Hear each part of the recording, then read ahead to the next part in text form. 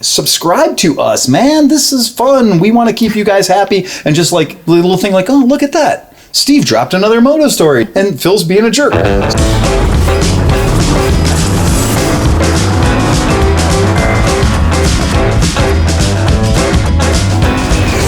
All right, so welcome to another episode of Moto Stories with Unkie Phil and Aunt Merritt. We're back, that's right.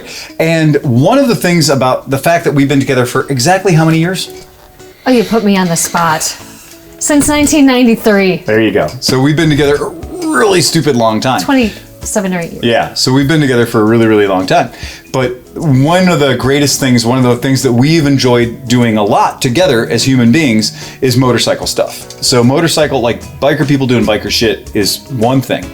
But we've gone into the strange, weird corners of motorcycling. And it's true, but we've always had a passion. I have always had a passion for Vespa scooters and vintage scooters. Mm-hmm. And when you do have any of your friends who also weird old stuff, sooner or later somebody's going to go, I'll bet you my weird old stuff is faster than your weird old stuff. And then the gauntlets will get thrown. And then when gauntlets get thrown, somebody says, well, fuck it, dude, take it to the track. And that's what happens, is invariably people start taking it to the track. But when you're talking about Vespa scooters, first you have to find a track that will let you do it. And a very small track. Yes, it's true. So we started several years ago from our friends Vince Chu and the guys on the West Coast. They had started West Coast Racing Association. So they had started racing vintage Lambrettas and vintage Vespas on the West Coast. And we had said, well, if it's good enough for them, we can race. And we invented a thing called Mid-American Scooter Sport. Mm-hmm. It stood for M.A.S.S. Mm-hmm. And all of our shirts were like MASH 4077 inspired, except they said M.A.S.S. instead of MASH, and our friend Renee printed them all. Mm-hmm. And we had made arrangements with a group called the Championship Cup Series on the East Coast. And we had tricked them into allowing us to participate on their race days by telling them things like, well, you know, we have top speeds of 70 to 80 miles per hour, and we'll take care of our own tech. Because he was like, Phil, I'm not getting anywhere near your tech. I don't know what's the front end or the back end of these things. They don't have chains. They're weird. And they have 10-inch wheels. And eventually we convinced them if they just let us go on at lunchtime, we could become a source of entertainment for the other racers. Now, was the Championship Cup Series the YSRs? No, that was the big bikes. So CCS was the big bikes. All right. And later on we invaded the YSRs. All right. So we started by invading the big bikes on the East Coast. And we had managed to get under their umbrella, and we started going to our big tracks were like Gateway Speedway in St. Louis, which is a proper 2.3 mile 10 turn, and it's on the inside of the actual NASCAR oval. Yep. So they take the NASCAR oval and they turn it into a 10 turn GP course. And those things where you go from the field to the wall are meant for 17-inch motorcycle tires, not 10-inch scooter tires. And when you hit that, your whole fucking world comes apart. I mean, legit. Yeah. So I had started racing, but Merritt just like was right there with me. She's like, oh, I want to race too. So we fashioned together a couple of race bikes. Now I had used a race bike that was worth no money and took everything and put everything into the motor. But Merritt already had a bike. The stock Vespa P200. But it wasn't a stock Vespa. It was a cherry Vespa. It was. It was perfect. There wasn't a scratch on that bike. No. And she decided to make that into a race bike. I decided. It was a team decision. It happened. And our concept was, look, it's a P200. They'll make more. Don't worry about it. And so we made the bikes tech. We had to alter the bikes in a lot of ways. You can't just go on the racetrack with a stock street vehicle. There's a lot of things you have to do to make it legal. Like tape the headlight. Look, we had to take off the center stands. We had to make skid point plates for the transmission. Tape the headlight. Yeah, okay, great. That's the part I did. Well, okay. Well, then we had to get leathers because you can't go on the racetrack without leathers. Right. So we had to scrounge some leathers. We did. And we discovered this thing called New Enough. And New Enough is the right name for this joint because New Enough sells leathers that other people have sweated or other people have bled in or other people have shit in. But they're leathers that have been peeled off of other people's bodies. And once you wear a set of leathers, you'll never buy a set of used leathers in your life, ever. Because there's nothing worse. And maybe a scuba suit. Like, that might be worse than a set of leathers. But legit, nobody's peed themselves as much as a scuba suit. But leathers is a sweat situation, sweat and blood. So we got our leathers, and you got a set of leathers. I did.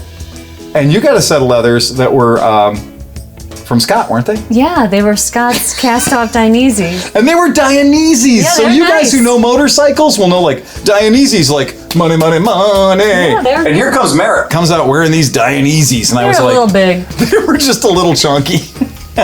They were not the ladies' Dionysies. The good news is, if she did crash off the bike, she could just roll around in the leathers, right? These were not form-fitting. This wasn't sexy leather time. No. This was utilitarian leather time. But we did have a great time. I mean, we loved it. And so we would run go-kart tracks, shifter kart tracks, which are 10 turns in 1 mile. And that is like, nobody cares how fast your bike goes because you're never going as fast as your bike can go. But the turns come up on you real quick. So you turn 10 turns in 1 lap in 1 minute. It's a lot of work. It is working. You get done with your 3rd lap and sweat's just pouring off you. But it's all strategy. It's all, how can you get the inside line on the guy in front of you? And that was a blast. It was. I mean, some of those tracks that we went on were just outrageously fun. And so we would go to Blackhawk. And we'd go all the way out to Illinois. We'd race at Blackhawk, which is an airport in the middle of a racetrack. And it was super cool, except for this one time. So this one time at Blackhawk, we went out and it was extremely windy. Yes. I mean, it was an extremely windy day. And I went out and I had just set up a new race bike and I was pretty happy with it. And I was kind of trying it out, testing it out. And I came around these trees and this giant gust of wind hit me. And I was like, I just went everywhere. And my bike came down in a manner in which it totally cracked my triple tree. Like my whole front end was gone. It was blasted. So I was done. I was done racing for the day. I was out. I was DNS. Not a DNF. No. I crashed in practice. I was a DNS. Does not start. Thanks. You really screwed that one to you. Just twisted that one, didn't you? Just the facts. I'm just providing facts. So Merritt goes out to save the family name. You went out. And I will say, in this race, because this is not a little track. This isn't a 1 mile track. This is a full MotoGP course. This is a big track with giant straightaways. Now there's 2 classes. There's stock class, which means the bike has to be pretty stockish. And then there's specials. And specials can be whatever the hell you want to do to it. And some of the specials bikes are legit 85 miles an hour back straight. I'm watching this with the Handycam, right? And what do I see? I see a battle erupting for 2nd place. Now, the problem is for 2nd place, that should be a guy on a specials bike arguing with another guy on a specials bike, right? There's a lead bike, of course, and that guy's ripping around because he's got a 90 mile an hour motor. But I see these 2 bikes fighting for 2nd place, and it's Merritt, who's on a stock bike. And she's just like foot out against a dude on a specials class bike. And this was the whole thing. Nobody cared about the rest of the race. Everybody. Guys who race CBRs were like, that's some shit going on. And they came over and we were all watching. And I mean, you can see my hand shaking. And every time you kept reeling him in on turn 5. She's playing him. My heart's pounding. You're such a good storyteller. My stomach's churning. I'm sweating. My heart's pounding. I can feel it. I can smell it. Well, would you like to tell him what happened? Yeah, so it's true that he'd get away from me on the straights, and then I'd catch him in the corners, and then there's this one corner where I had a competitive streak, and I knew that this last coming around, there was only 1 lap left after, and I was like, I have to do it now. So I just took the inside line, and I was doing it. I was passing him. And I really do think that his competitive streak kicked in too. He looked over his right shoulder and boom, he turned right into me. He chopped her. And I low-sided, high-sided, flew in the grass, ass over tea kettle, as they say, and he went on. So the corner worker came over to help me because I, in my crash adrenaline, am up trying to bump start this bike. So I'm ding it, sweating, my helmet's probably crooked at this point, I don't know. And the corner worker, though, was drawn in and was trying to help me start it. Well, come to find out later that the throttle tube was jammed in. There was just no way that thing wide was freaking open, man. The point of impact, Merritt, was literally at 11. Yeah. That's where the throttle was for the date until we got rid of the bike. That bike was at 11 forever. And I'm running with a handy cam, trying to run to this crash was epic. The bike was airborne, she's ragdolling, and here's my wife, and I got the handy cam, and you just can hear me. And you see little cigarettes coming out of my pores as I'm running, and I'm chasing her, and I finally get there, and I'm the one having a heart attack, and she's pissed off. She's just angry as hell. And I'm like, and she's like, that son of a bitch I showed him a wheel and he chopped me. This is how you know you have friends. When we got back to the pits, all of the guys we race with, and it's a pretty good crew. Yeah. We had a field of 12 or 13 people that race.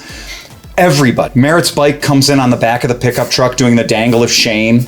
All the fluids are leaking out of it. Pieces are just hanging off of it. And we all come back and she's just... And I mean... And my elbow was starting to hurt. Her really elbow bad. exploded, right? No, it didn't explode. But it was the swellbow. It swelled. Yeah. Yeah. So she comes back in. Those leathers that were too large, by the way. Yeah, don't wear big leathers. Right. And what do the guys start telling you? They were just commiserating, calling him all kinds of names. So They sold him out. They threw him under the bus. They were like, his buddies who he races with were like, dude, no, that was a penalty. They were like, that's a fault. Yeah, you had him. You had him, you earned it, and he chopped your wheel. And what did they do? They penalized him. They did. They took all his points away. Yeah. Because it was unsportsmanlike conduct. Yeah. And so if Jimmy Hogan Mueller, if you're watching... I thought we weren't naming names. We all love Jim. And we do love Jim. It was just that moment of competitive. It was. That's all it was. We came home pretty broke that weekend. We were busted up. I mean, I'm not joking. I was fucked up from my crash. My bike was destroyed. And that was practice. I lost practice. Nobody's ever lost practice before. I lost practice. Merritt's bike was scrap metal. This bike was cherry. Like the numbers were magnetic because we didn't want to ruin the paint. And this bike was like all backwards. It looked like, it was awful. I mean, it was just terrible. So that was so bad. And here we are in my van on the way home. And we were just like... It was a long way. It was the longest drive home ever. Long drive yeah, home. It was super long drive home. We were just a wreck. It was terrible. So if you love each other, find a fun little hobby and go out and break stuff. And yeah, we did have a blast though, doing it, traveling all over America, riding on all these cool tracks. And we did. We were on some of the greatest tracks in America. Do you want to tell the story about Circleville, or do you want to leave that for another time? Look, hey, we're here. These guys clicked play. All right. They should get the full experience. And Ryan Stinelli, if you're watching this, you pay attention good, my friend, because we're about to throw you under a scooter. Man, talk about sportsmanship. So, we're at Circleville. Now I'll set it up. Pumpkin Alley, Route 23, south of Columbus, Ohio. And this is where we would go. And some days we'd have to unlock the gate for ourselves so we could go racing. Because, there was an ambulance that had been there since the 70s.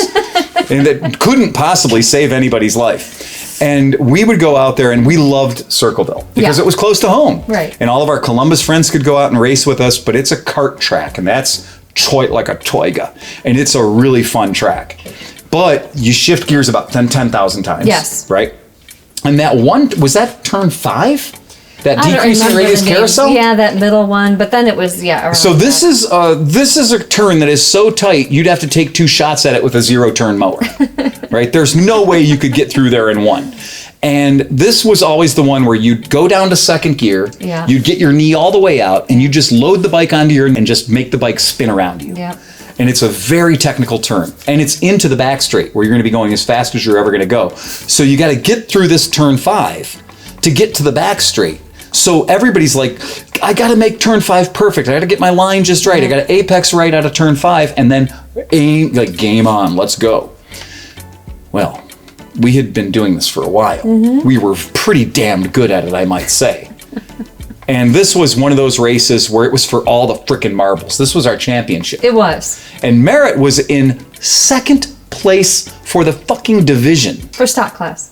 Yeah. Right. So I was number 1 in stock class. You were number 2 in stock class. And there weren't too many points between us. So Merritt was killing it. Go ahead.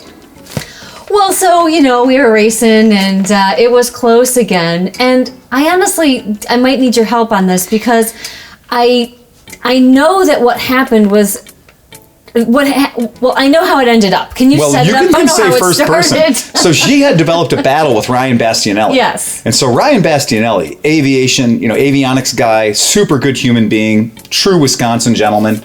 And he or Minnesota, I think. He's from Minnesota. And he's great. But I saw this. I'm in first place, but I'm kind of keeping an eye on my wife, which I do. Right? And so I got my own battle going on with Scott. Yeah. And Scott's unbeatable anyway. I should have just stayed home. But anyway, I'm trying to beat a guy who can't be beaten. He's in specials. Right, he's in specials class. Right, and I'm behind him in stock class. But I look over and I see Ryan and Merritt are just trading paint on every turn. There's no turn you guys went through that it wasn't like shoulder to shoulder. Yeah. They were touching each other. You don't do that. And they were leaning on each other through the turns. And I was like, oh, whoa, whoa. And I happened to look over and I see my wife just own turn 5. Meaning, she put her paint all over it. She marked it. Like if she was a dog, it would have been wet. And her bike just went, and I just saw these sparks flying, and it was very cinematic. Yes. And then I see her just tumble, tumble, tumble, tumble. But the problem was, Ryan was literally in her wash. This was a Top Gun thing. And so when the bike disappeared, there was nothing but Merritt. And I saw Ryan's front wheel disappear into her. And then I saw Ryan's bike go in the air, and he did full cowboy bob. Heel clicker, just holding the handlebars, flying W. And then he lands on the ground, wobble, wobble, wobble, and pulls over in a race. He stopped, parked his bike, which we don't have kickstands and stuff. He laid his bike over and ran back because we love each other. We're friends. But he thought he'd killed her. He ran me over, but he didn't kill me. I have never run over a human being in my life in any vehicle whatsoever. I don't even want to know what it feels like. Yeah. But it happened. But, the bike actually wasn't in that bad a shape that time. It lived again. So there was another friend there whose bike had turkeyed out, and we can throw him into the bus too. Sean Stevens, we're talking about you and the ham sandwich. His bike was called the ham sandwich. It had 2 little projector beams on top, which made it look like that ham cheese commercial with the sandwich that talks to you and has little olives for eyes. So we called his bike the ham sandwich. It's true. I know. It's still funny though. I know. You could picture his bike talking, but and I can just picture him. He wanted to race so bad. Because it was the season. Yeah. It was the championship. And my bike was okay, so we said, sure, go right ahead. Borrow her bike. It's so predictable. He wrapped it and mashed it so bad that it was just mangled. It is still mangled to this day. We actually had to sell the bike to Chris from Capital City. Okay. Yeah, because the bike was, as far as we were concerned, the bike was just done. Yeah. There was nothing. It was absolutely destroyed. Yeah. Sean just had an epic crash on it. Yes, he was okay. And that day, that's what happens though. You get that red mist, and you get that red mist. It's the championship, and we're all just out for blood. Oh man, it was really something, and that was that. I think that was the end of our racing career. Honestly, I think it was. I think it was. I mean, it wasn't because of that. Our careers and jobs were changing and picking up. I just opened the shop. Yep, and I think that was the last summer I had off before my job changed, and so it was just sort of like an era where we went really hard at it for a couple of years, and it was super fun. I mean, I've never had those kind of experiences before or since, thankfully. But thanks for it was a blast. Thanks for the outlet. It was really great. It was a really good thing to be a part of. All right, guys, that was a blast. I had so much fun doing that. I'm so glad you were able to come out and help me out. Thanks for having me. This is super fun, and we love it, and we hope you guys are enjoying it too. Moto Stories, this whole thing that we're doing has just been a blast. We've enjoyed this every minute of it. I hope you guys are digging it too. Remember, you want to check in next week. Subscribe to us, man. This is fun. We want to keep you guys happy, and just like a little thing like, oh, look at that. Steve dropped another Moto Story, and Phil's being a jerk. So we could watch that and have fun for like 10 minutes. It's a fun thing. We really, really dig it. So what do we say at the end of our episodes? Ride fast. And take chances. And then we say, press the red button, press the red button. And it just goes on. They close it out from there. It's like all studio stuff.